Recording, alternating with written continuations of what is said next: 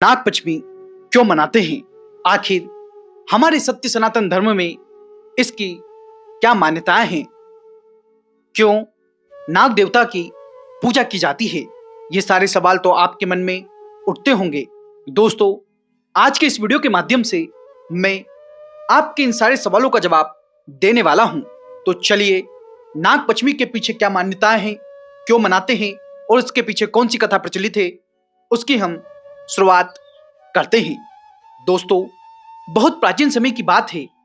किसी नगर में एक सेठ रहा करता था। उस सेठ की 7 बहुएं थी। 7 बहुओं में जो सबसे छोटी वाली बहू थी, वो बहुत ही समझदार, चरित्रवान और लोगों पर दया करने वाली बहू थी। एक दिन घर की बड़ी बहू ने कहा कि आज हमको घर के आंगन की लिपाई करना है, तो चलो मिट्टी खोद लाते हैं।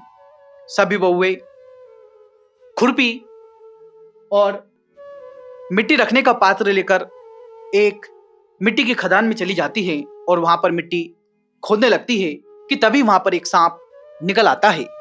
सभी डर जाती हैं, तो बड़ी बहू उस सांप को खुरपी से मारने लगती है। तभी छोटी बहू कहती है, उस निर्जीव को मत मारो, भाभी जाने दो। बड़ी बहू अपनी छोटी दिरानी की बात सुनकर के उस सांप को छोड़ देती है और वो सांप थोड़ा साइड में जाकर बैठ जाता है। तो ये जो छोटी बहू थी, ये उस सांप से क्या आती है कि भैया आप यहीं पर बैठे रहना, मैं अभी आई। ये सभी मिट्टी लेकर घर आ जाते हैं। छोटी बहू काम में लग जाती है और भूल जाती है। अगले दिन इसको याद आता है कि मैंने तो वो वादा किया था सांप से और मैं गई नहीं। तो ये बेचारी एक कटोरी में दूध ले जाकर भागे भागे उसी खदान के पास जाती है और वहां पर बैठा हुआ सांप इसको मिल जाता है और सांप से कहती है, भैया मुझे माफ कर देना, मैं काम में इतना बिजी हो गई कि मुझे अपना वादा याद ही नहीं रहा। तो सांप कहता है कि देख, तूने भाई कह दिया है, इसलिए मैं तुझे नहीं डस रहा हूं, नहीं तो झूठ बोलने की तुझे सजा जरूर मिलती और आज से मैं तेरा भाई हुआ। छोटी बहू अपने घर आ जाती है और सब कुछ अच्छा चल रहा था कि एक दिन राखी का त्योहार आ गया। अब पहली राखी थी। छोटी बहू का कोई भाई नहीं था, तो इसने अपने सांप भाई को याद किया। सांप इसे लेने के लिए आया और जब इसके परिवार में आया तो परिवार वालों ने कहा कि तुम कौन हो, इसका तो कोई भाई नहीं है। तो सांप कहता है, जो इंसान का रूप रख चुका था, कि मैं बचपन में ही बाहर चला गया था, मैं इनका दूर का भाई यानी कि रिश्ते का भाई लगता हूं। घर परिवार वाले उसकी बातों का यकीन कर लेते हैं और उसके साथ भेज देते हैं। अब वो घर से बाहर निकले ही थे कि सांप उस छोटी बहू से कहता है कि बहन, मैं तेरा वही सांप भाई हूं जिसे तूने दूध पिलाया था, तू घबराना मत, मैं जैसा कहूं वैसी तू करती चल, जहां जहां मैं जाऊं वहां तू चलती चल और जहां भी तुझे चलने में दिक्कत आए वहां पर तू मेरी पूंछ पकड़ लेना। ऐसा करते हुए वो सांप के घर पहुंच जाती है। वो जैसे ही सांप के घर में अंदर एंट्री करती है तो देखती है कि बहुत ही ज्यादा सोना चांदी वहां पर रखा हुआ है। सांप कहता है, बहन खुशी खुशी तू यहां पर रहे, जितने दिन तुझे रहना है। सांप के घर में कुछ छोटे बच्चे भी रहते थे सांप के ही। जैसे ही उनको भूख लगती थी और सांप उनके लिए दूध की व्यवस्था करता था और एक घंटी लगी हुई थी, वो घंटी बजा देते थे और सांप के सारे बच्चे दूध पीने आ जाते थे। एक दिन सांप को कहीं जाना था तो उसने कहा, बहन मैं बाहर जा रहा हूं, तुम एक काम करना, बच्चों को दूध पिला देना और ध्यान रहे दूध ठंडा करके पिलाना। सांप से अपनी बहन ने कहा, ठीक है भैया, ऐसा ही करूंगी। अब दूध पीने का समय हुआ, इसने घंटी बजाई लेकिन दूध ठंडा करना भूल गई। तो गरम गरम दूध उन बच्चों ने पी लिया, उनका मुंह जल गया।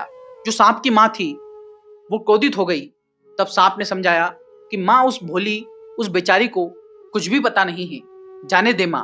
अब सांप कहता है कि बहन, अब तुझे अपने ससुराल जाना चाहिए और उसे बहुत सारा धन दौलत, बहुत सारे चांदी के जेवरात, सोने के जेवरात देकर पहुंचाता है। यह सब देखकर बड़ी बहू जलने लगती है कि ऐसा कैसा करोड़पति भाई और इतना ही धनवान भाई है तो एक सोने की झाड़ू और ले आता।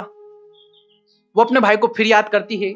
सांप सोने की झाड़ू लेकर आता है और साथ ही साथ अपनी बहन के लिए हीरा जड़ित एक ऐसा हार लेके आता है कि उस हार की कृति आसपास के जो क्षेत्र थे, यानी कि उस राज्य का जो राजा था, उस तक पहुंच जाती है कि महाराज, फला फला सेठ की छोटी बहू के पास एक ऐसा हार है जो बहुत ही खूबसूरत है। राजा उसे अपने रानी को गिफ्ट देना चाहता है।